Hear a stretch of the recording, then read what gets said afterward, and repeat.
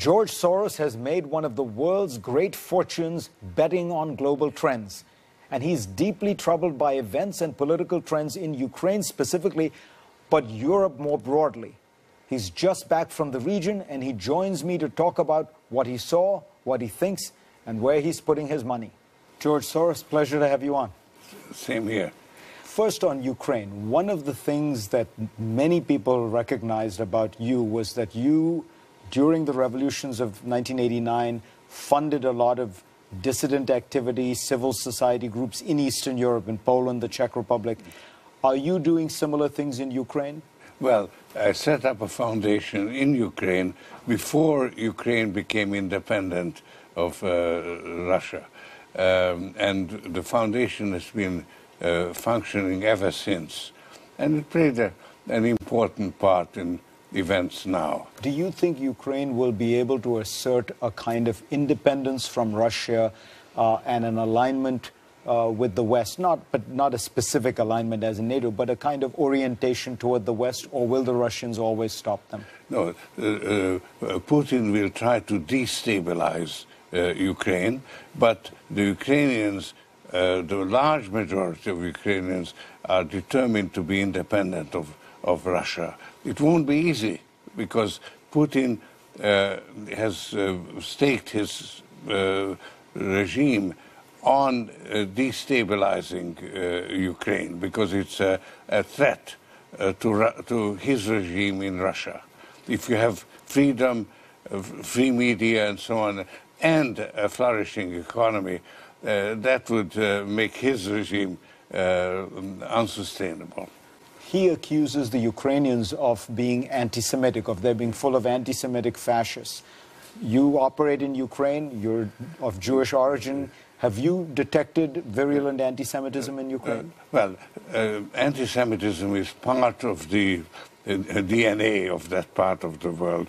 So there is anti-Semitism, but there is much more in the East, in the Russian-dominated part. That is this so-called independent republic, where there have been actually atrocities against Jews and Gypsies.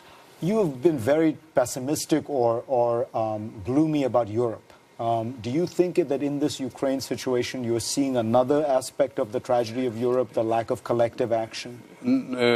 Unfortunately, Europe is very weak. It's preoccupied. Force if necessary. Well, it's more than that.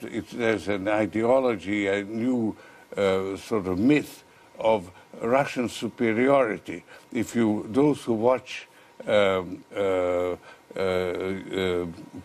Putin's speeches, he actually has revealed this new myth of Russian genetic superiority. You might have heard that previously from someone else. It's a new ideology based on ethnic Russian superiority. And as you say, a lot of these nationalists who are doing well in these European-wide elections seem very pro-Russian. Yep. Whether on the left or the right. Do you think this nationalism could break up the European Union? Yes. It's a real threat, and with its internal problems, which are unresolved. The Euro crisis is no longer a financial crisis. It's turning into a political crisis. And you're going to see it in the elections.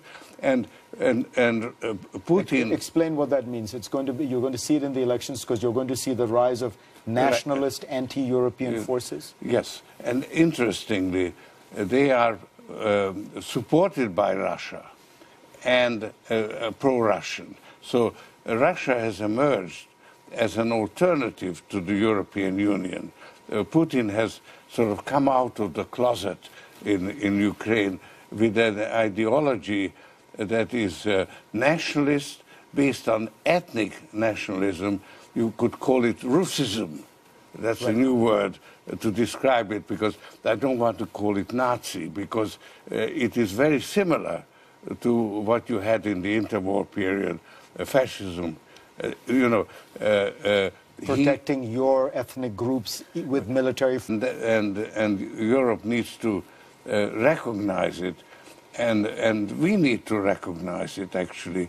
We need to have bipartisan foreign policy. We used to have that, and we have lost it. So we need to re-establish it, because there is a real threat. It's a threat to America also, because what's happening in Ukraine and in Europe is having repercussions in Asia. You know, the Chinese drilling rig that is establishing facts on the ground. Right. In Vietnam is a direct consequence. And Putin just being in China, and they have a common interest.